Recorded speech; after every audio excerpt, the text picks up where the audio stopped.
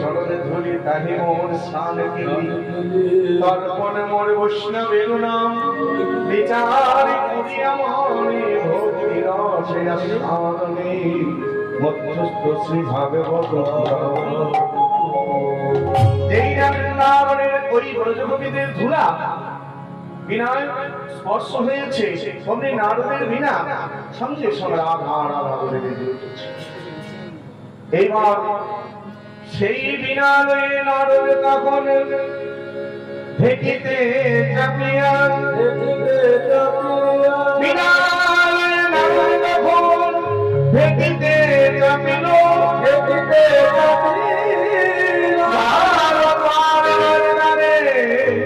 উপনীত হলো বৃন্দাবনের দশায় জয় নারদ দ্বারকাপুরী বৃন্দাবনে দশায় জয় নারদ দ্বারকাপুরী বৃন্দাবনে দশায় জয় নারদ দ্বারকাপুরী বৃন্দাবনের দশায় জয় নারদ ঢেকে হইতে নামিল ওই ক্ষণে নারদ ঢেকে হইতে নামিল ওই ক্ষণে নারদ ভাবে মনে মনে নারদ ভাবে মনে নারদ ভাবে মনে গোপী মনে নারদ ভাবে মনে গোপীগণের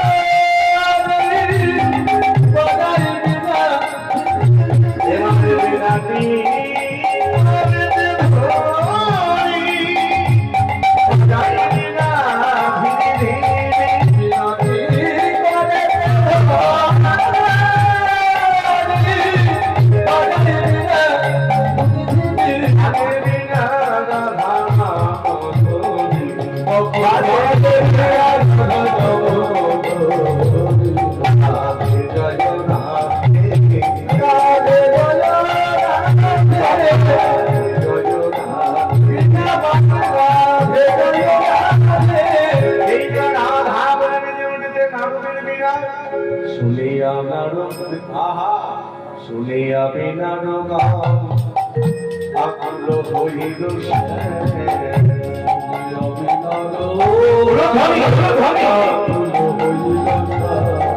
শুনিয়া বিনার আকুল হইল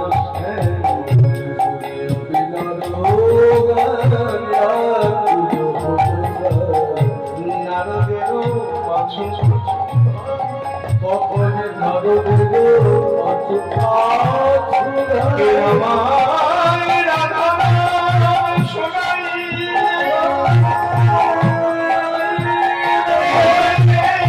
আমায় তারকার মাঝে এমন ভাবে রাধা শোনাই নারদের পাছু পাছু ভাই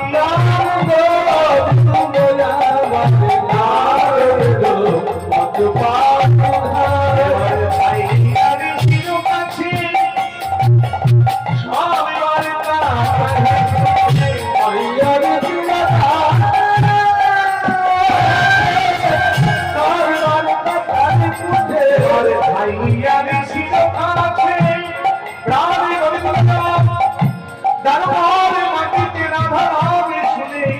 নারদের পেছনে পেছনে চলে যাচ্ছেন ভাই ছিল কাছে সবার নামে আইয়ার ছিল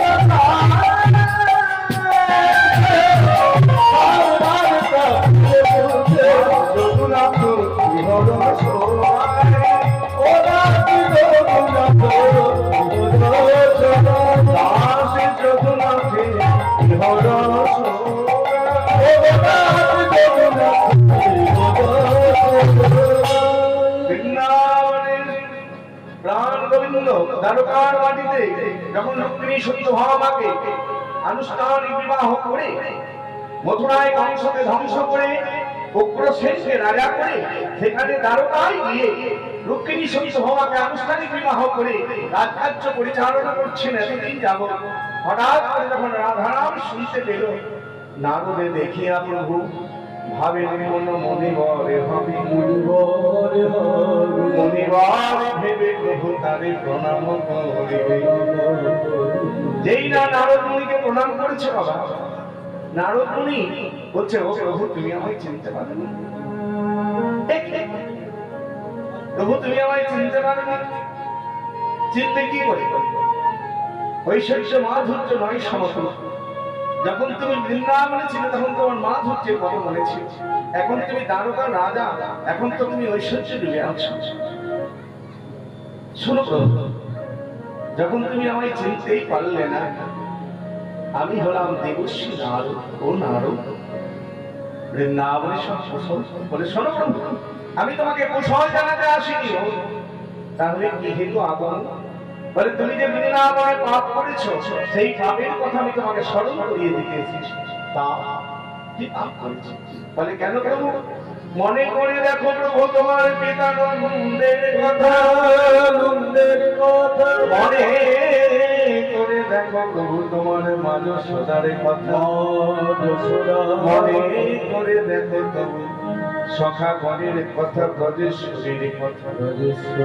শোনো প্রভু, পুত্র যদি পিতা মাতাকে কানায় সেটাকে তারে অপরাধ নয়, অপরাধ কি পুত্র যদি পিতা মাতাকে কানায় সেটাকে তারে অপরাধ নয়, অপরাধ প্রিয়তম যদি প্রিয়তমাকে কানায় সেটাকে তারে অপরাধ, অপরাধ সখা হয়ে যদি সখারে কানায় বলো সেটাকে তারে অপরাধ নয়। তুমি অপরাধ করেছ, মনে কি করে না? ঠাকুর ব্রহ্মা তোমার গ্রহণ চুরি করিয়াছিল বলে ব্রহ্মা অভিশাপ দিয়ে বলেছিল, ব্রহ্মা আমি ভগবান কিনা আমাকে পরীক্ষা করবার জন্য তুমি গরু চুরি করেছ, যে অপরাধ করেছ তুমি যমন ঘরে প্রতিপালিত হবে, তোমার নাম হবে হরিদাস। মনে নেই সেদিন ব্রহ্মা কেঁদেছিলেন, ব্রহ্মা বলেছিলেন প্রভু এই পাপের প্রায়শ্চিত্ত কি কোন রকম ভাবে করা যাবে না? বলে হবে, প্রত্যেক দিন তোমাকে 3 লক্ষের বেশি নাম করতে হবে। তাহলে ব্রহ্মা করেছিল পাপ, তাকে পাপের প্রায়শ্চিত্ত করতে হয়েছিল নাম করে। আর তুমি যে করেছো পাপ, তোমাকে প্রায়শ্চিত্ত স্বরূপ তোমাকে একটা যজ্ঞ করতে হবে। আর তুমি যখন বৃন্দাবনের কুশল জানতে চাইলে একটু করে বলে যা। দেখলাম মাতা যশোমতী কাঁদে দিবারাতি তোমা ধনে হইয়া, হরিবল হরিবল কাঁদে দিবারাতি তোমা ধনে হইয়া। দেখলাম মাতা যশোমতী কাঁদে দিবারাতি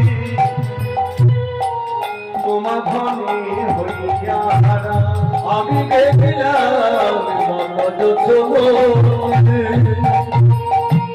ওগো কাঁদে দিবারাতি তোমা ধনে হইয়া।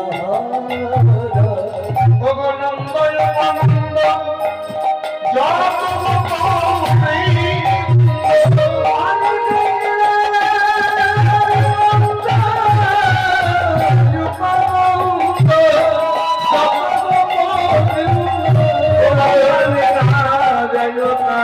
দেখলাম গো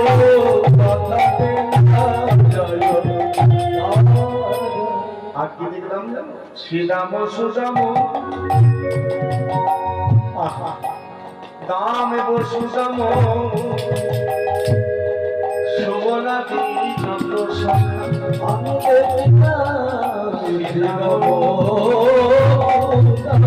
শ্রীরামে সুরামে রামে বসুরা সকল সখা ভাবছি শ্রীরাম সুদাম দাম বসুরাম শোভনাদি যত শ্রীরামে কানা কানা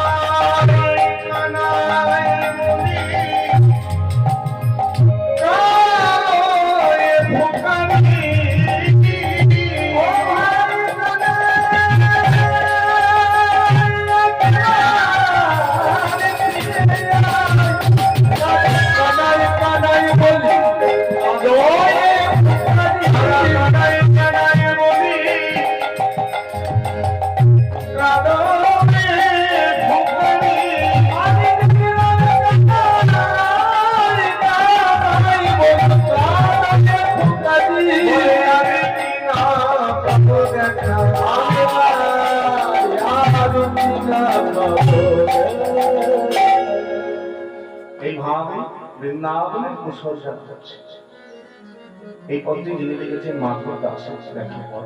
তাই যাই হোক, আর কথা বলে দিক দিয়ে যাবো না, এবার মূল বিষয়টা আলোচনা করে তারপর যুগল যুগ দর্শন করব।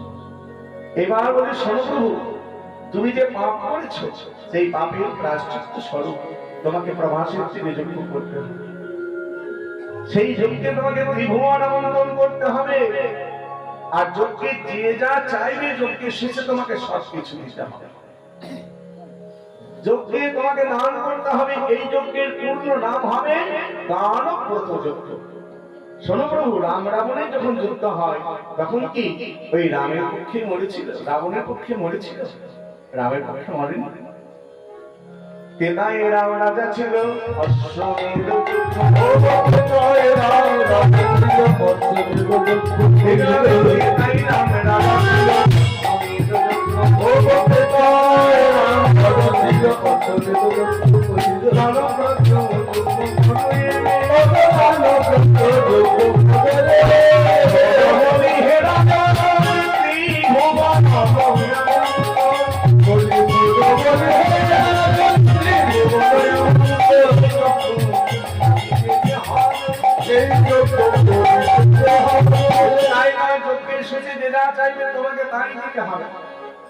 ত্রিভুবন আমন্ত্রণ করতে হবে। বলে আমি যে ত্রিভুবন আমন্ত্রণ করবো, এই আমন্ত্রণ পত্রের ভাগ কে নেবে? এটা তোমায় নিতে হবে। যেইরা বলেছে নারদ তোমাকেই নিতে হবে। এবারে তা শুনি মোহন কহে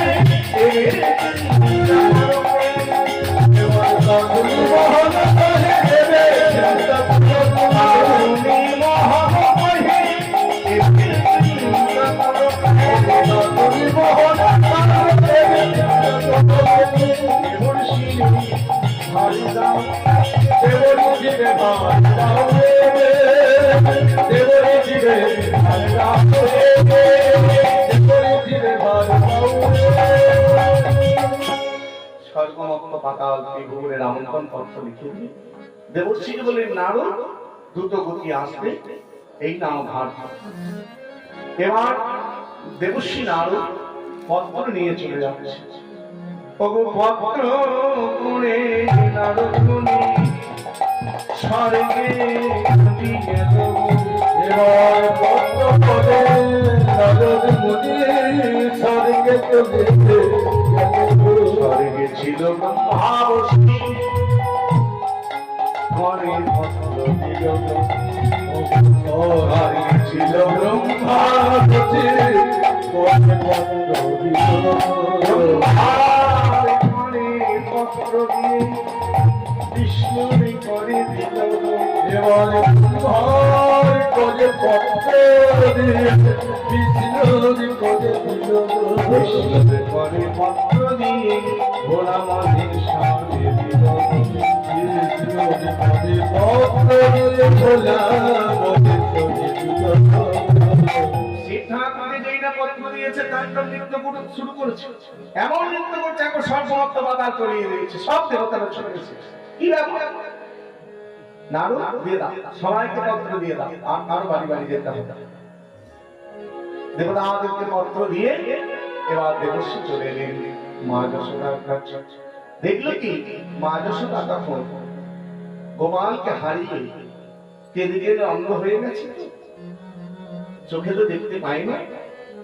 এক হাতে লবণের থালি নিয়ে গোপালে গোপালে বলে কাঁদছে। নারদের চরণে ছিল নকুল, যেই না নকুলের অনুধুলো আওয়াজ পেয়েছে, সঙ্গে সঙ্গে চিৎকার করে বলে উঠলেন, গোপাল গোপাল, তবে কি আমার গোপাল এলে নাকি রে? বাইরে কোনো ধরে দাও, তবে কি আমার গোপাল এলে নাকি রে?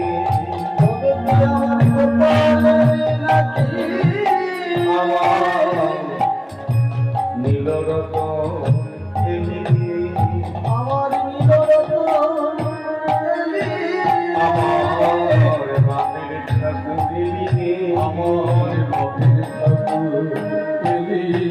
আর ভাবছি আমি কি বলবো, কি বলবো? বলে মা গো, আমি তোমার গোপাল নই। ও তুমি আমার গোপাল নও, আমি যে তুমি কি? আমি হলাম মনি, তুমি আমার কোন মনি? এক মনি এসে আমার সবকিছু নিয়ে চলে গেছে। অক্ষর মনি, আমার আর কিছু নেই, আমার কাছে কি নিয়ে যাবে? নারদ বললেন, মা গো, আমি তোমার কাছে কিছু নিতে আসিনি, তোমার গোপাল প্রভাসের তিনি যজ্ঞ করবে, তাই তোমায় জানিয়ে দিতে এবার। এবার মা যশোদাকে জানিয়ে দিয়ে, পিতা আনন্দকে জানিয়ে দিয়ে, রাধারানীকে জানিয়ে দিয়ে, সকালেরকে জানিয়ে দিয়ে চলে গেলে। রাধারানীকে যখন জানালেন, তখন রাধারানী ছিলেন অন্তর্জলি যাত্রা। অন্তর্জলি যাত্রা কাকে বলে? দশমী দশার দিনে অর্ধেকটা অঙ্গ জলে আর অর্ধেকটা অঙ্গ পারে রেখে কানে কৃষ্ণ মন্ত্র দেওয়ার নাম হচ্ছে অন্তর্জলি যাত্রা। সন্ধ্যে যখন চলে গেলে, ওই যজ্ঞে প্রভাসে যখন চলে গেলে, শুরু হয়ে গেল যজ্ঞ। যজ্ঞের চারটি ডাক। প্রথমে দাঁড়িয়ে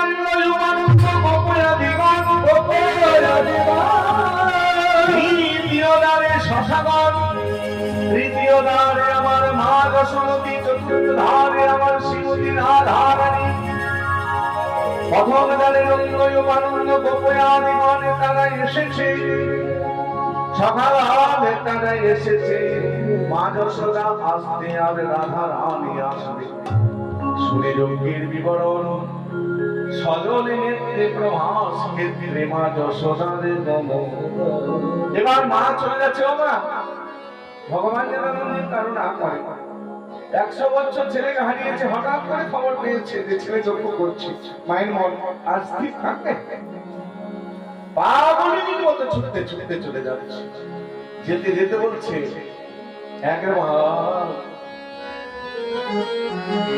একবার কোলে আইরে নীলমণি, একবার কোলে আইরে নীলমণি, একবার কোলে আইরে নীলমণি, একবার কোলে আইরে নীলমণি।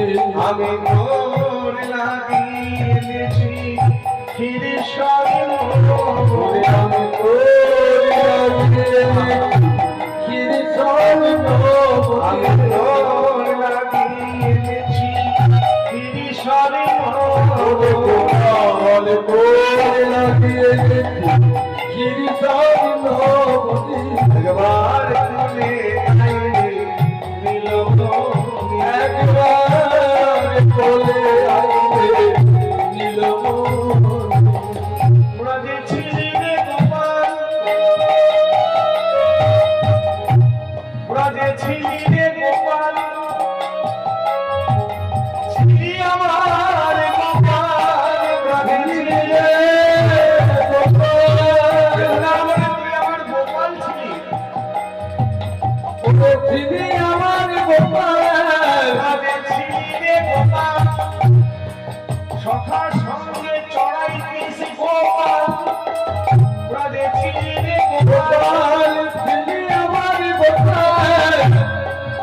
দেখছিলি রে গোপাল সকাল সঙ্গে চড়াই দিয়েছি গোপাল নবলক্ষ দেব তোরা দেখছিলি রে গোপাল ছিলি আমার গোপাল এখন হই রে গোপাল গোপাল মানে রাজা তোরা দেখছিলি রে গোপাল গোপাল এখন হই রে গোপাল রাজা হয়ে সারা মাকে রাজা হয়ে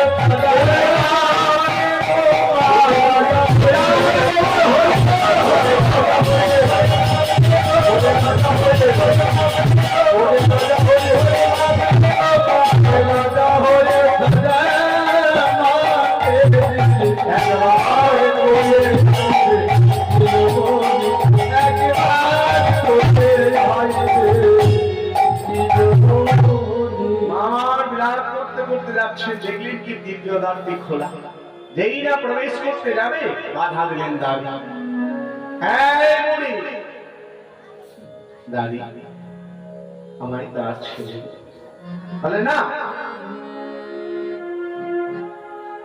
ওরে দাঁড়ি তোদের যে রাজা সে আমার ছেলে গোপাল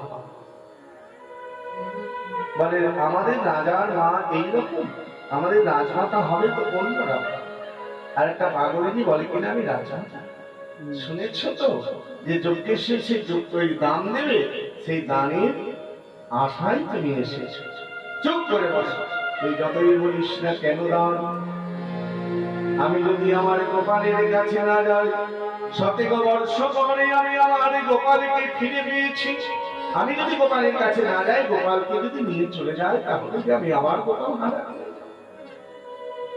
যেই না বলেছে তুই বলি তুমি এখানে চুপ করে বস যজ্ঞের শেষে তুমি যা ধন চাইবে তাই ধন মা যশোদা বলে উঠলেন করে দাঁড়ি তুই কি আমায় ধনের কথা শোনাইলি আমি গর্বে করে বলতে পারি আমার ঘরে যে ধন আছে তোদের রাজার ঘরে সেই ধনে না আমার ঘরে যে ধন আছে তোদের রাজার ঘরে সেই ধন নেই কি ধন আছে শুনবি আমার ঘরে আছে হেম নীলকান্তমণি আমার ঘরে আছে বৈদুর্য নীলকান্তমণি আমার ঘরে আছে সূর্য নীলকান্তমণি চন্দ্র নীলকান্তমণি এমনই কি আমার ঘরে বেঁধে রেখেছিলাম নীলকান্তমণি আমার কোন ধনের অভাব আছে তবে হ্যাঁ একটা ধনের বড় অভাব মায়েরা মায়েদের সব থেকে বড় ধন কোনটা আমি যে মা ধনের বড়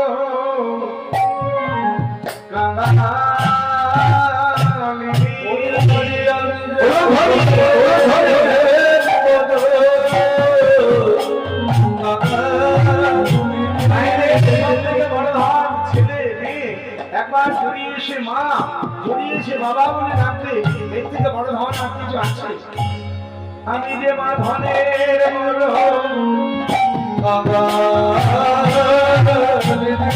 গোপালের পালনেতে মারা শুনবো এসেছি তাই আমি মা ধনের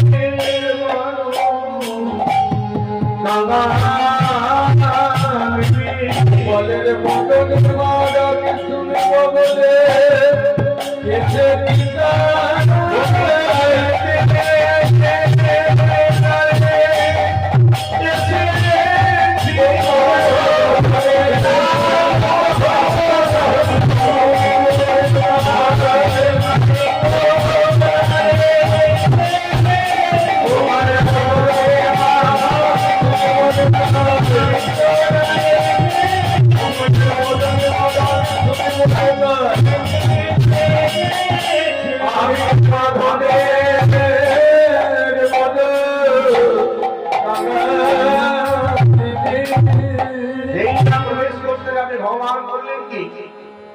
যখন মা যশোদা তৃতীয় দ্বারে আসছেন মায়ের একটু অহংকার হয়েছিল অহংকার হয়েছিল না মায়ের মনে মনে একটু অহংকার হয়েছিল আর ভগবান কোনোদিন সহ্য করতে পারে না কি মা একটা হচ্ছে ভক্তের চোখের জল, আর একটা হচ্ছে ভক্তের মনের অহংকার। যখনই মা যশোদা মনে মনে ভাবলেন, দেখি আমি এমন করি কেন যাব, আমি রাজমাতা, কেউ জানলো না, কেউ রাজার মা এসেছে, রাজার মা এসেছে বললো না, কেউ আমার পায়ে ধরে সাধনা করলো না, আমি কাঙালিনীর মতো যাব না। এইটা যেই না ভেবেছে, গোবিন্দ আমার মনে মনে ভাবলেন, মা আমি এই করবো।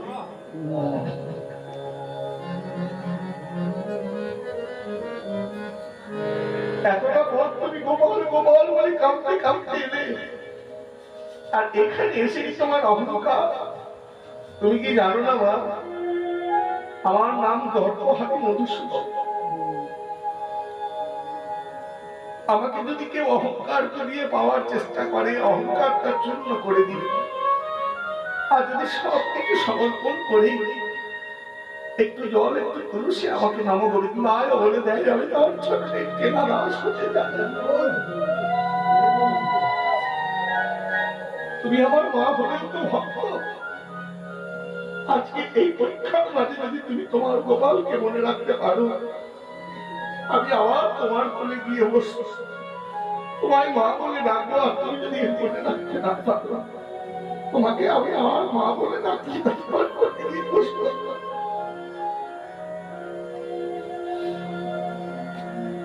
কিন্তু ভগবান কৃষ্ণচন্দ্র করলেন কি, তৃতীয় দ্বারে যে মনে মায়া, সেই মায়াটাকে হরণ করে নিয়েছে। যেই না হরণ করে নিয়েছে, তারই কঠিন হয়ে গেছে। মাকে নেত্রাঘাত করলো, মামার গোপাল গোপাল বলে কাঁদতে কাঁদতে অচৈতন্য। আর যজ্ঞের আসনে বসেছিলেন কৃষ্ণচন্দ্র। দাদা বলরাম কে ডেকে বললো, দাদা করে আমার চলে গেল। সমস্ত অঙ্গ আমার ডুবে গেল। আমার মনে হয় এবারে আমার মা এসেছে, আমার নাম গোপাল, দ্বারকার মাটিতে কেউ জানে না। দাদা বলরাম যুগান্তরের আপন নাম প্রাপ্ত বুঝতে রাখিনি, যা তবে দাদা আমি বলে যাই, যদি আমার মাকে ফিরে পাই, তবে আমি যজ্ঞের আসনে বসবো, যজ্ঞ পূর্ণ করবো। আর যদি আমি ফিরে না পাই,